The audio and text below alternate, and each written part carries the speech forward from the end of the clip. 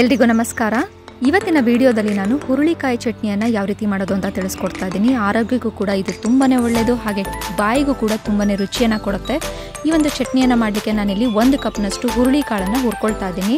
ಯಾವುದೇ ರೀತಿ ಎಣ್ಣೆಯನ್ನು ಹಾಕ್ಕೊಳ್ದೆ ಡ್ರೈ ರೋಸ್ಟನ್ನು ಮಾಡ್ಕೊಳ್ಬೇಕು. ಮೀಡಿಯಮ್ ಉರಿನಲ್ಲೇ ಇದನ್ನು ಗಮ್ ಅಂತ ಸ್ಮೆಲ್ ಬರೋವರೆಗೂ ಹುರ್ಕೊಳ್ಬೇಕಾಗತ್ತೆ.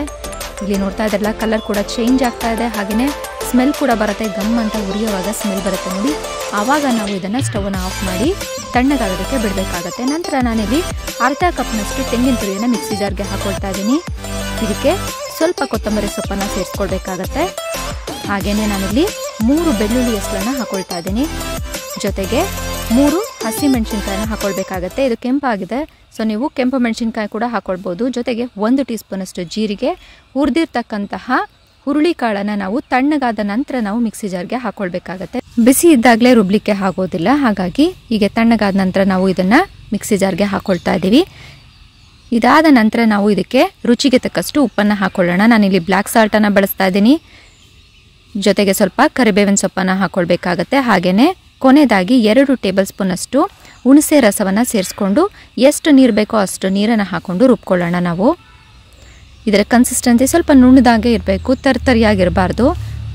ನೋಡ್ತಾ ಇದ್ದಾರಲ್ಲ, ಈ ರೀತಿ ಹುರುಳಿಕಾಯಿ ಚಟ್ನಿಯನ್ನು ನಾವು ರುಬ್ಕೊಳ್ಬೇಕಾಗತ್ತೆ. ಈಗ ಇದನ್ನು ಒಂದು ಬೌಲ್ಗೆ ಶಿಫ್ಟ್ ಮಾಡಿಕೊಂಡು ಇದಕ್ಕೆ ಸಣ್ಣದಾಗಿ ಒಗ್ಗರಣೆಯನ್ನು ಕೊಟ್ಕೊಂಡ್ರೆ ರುಚಿಯಾದಂತಹ ಹುರುಳಿಕಾಳು ಚಟ್ನಿ ರೆಡಿ ಆಗಿಬಿಡುತ್ತೆ. ಇದನ್ನು ನೀವು ರೊಟ್ಟಿ, ದೋಸೆ, ಚಪಾತಿ ಜೊತೆ ಸರ್ವ್ ಮಾಡ್ಬೋದು. ಹಾಗೆ ಇಡ್ಲಿಗೂ ಕೂಡ ಇದು ಸೂಟ್ ಆಗುತ್ತೆ. ನಾವು ಇದಕ್ಕೆ ಸ್ವಲ್ಪ ಗಟ್ಟಿ ಇರೋದ್ರಿಂದ ನೀರನ್ನ ಹಾಕ್ಕೊಂಡು ಕನ್ಸಿಸ್ಟೆನ್ಸಿಯನ್ನು ಅಡ್ಜಸ್ಟ್ ಮಾಡ್ಕೊಳ್ಬೇಕಾಗತ್ತೆ.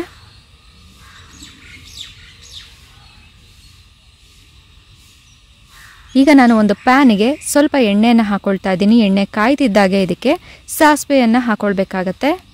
ನಾನು 1 ಟೀ ಸ್ಪೂನಷ್ಟು ಸಾಸಿವೆಯನ್ನು ಹಾಕೊಳ್ತಾ ಇದ್ದೀನಿ. ಜೊತೆಗೆ 1 ಟೀ ಸ್ಪೂನಷ್ಟು ಜೀರಿಗೆಯನ್ನು ಹಾಕೊಳ್ಬೇಕಾಗತ್ತೆ. ಸ್ವಲ್ಪ ಹಿಂಗನ್ನು ಹಾಕೊಳ್ಬೇಕಾಗತ್ತೆ. ಹಾಗೆ ಇದಕ್ಕೆ ಕರಿಬೇವಿನ ಸೊಪ್ಪನ್ನು ಹಾಕ್ಕೊಂಡು ಒಗ್ಗರಣೆಯನ್ನು ಕೊಟ್ಕೊಳ್ಬೇಕಾಗತ್ತೆ. ಹೀಗೆ 1-2 ನಿಮಿಷ ತಿರು ಹಾಕಿ ಕರಿಬೇವಿನ ಸೊಪ್ಪೆಲ್ಲ ರೋಸ್ಟ್ ಆದ ನಂತರ ಇದನ್ನು ಒಗ್ಗರಣೆಯನ್ನು ರೆಡಿ ಮಾಡಿಟ್ಕೊಂಡಂತಹ ಚಟ್ನಿಗೆ ಸೇರಿಸ್ಕೊಂಡ್ರೆ ರುಚಿಯಾದಂತಹ ಚಟ್ನಿ ರೆಡಿ ಆಗುತ್ತೆ. ತುಂಬಾ ಸಿಂಪಲ್ ಆದಂಥ ರೆಸಿಪಿ. ಒಂದ್ಸರಿ ಟ್ರೈ ಮಾಡಿ, ಖಂಡಿತ ಇಷ್ಟ ಆಗುತ್ತೆ. ವಿಡಿಯೋ ಇಷ್ಟ ಆದರೆ ಲೈಕ್ ಮಾಡೋದನ್ನು ಮರಿಬೇಡಿ. ಹಾಗೆ ಹೊಸದಾಗಿ ನನ್ನ ಚಾನಲ್ ನೋಡ್ತಾ ಇದ್ರೆ ಸಬ್ಸ್ಕ್ರೈಬ್ ಮಾಡಿಕೊಂಡು ಸಪೋರ್ಟ್ ಮಾಡಿ. ಧನ್ಯವಾದಗಳು.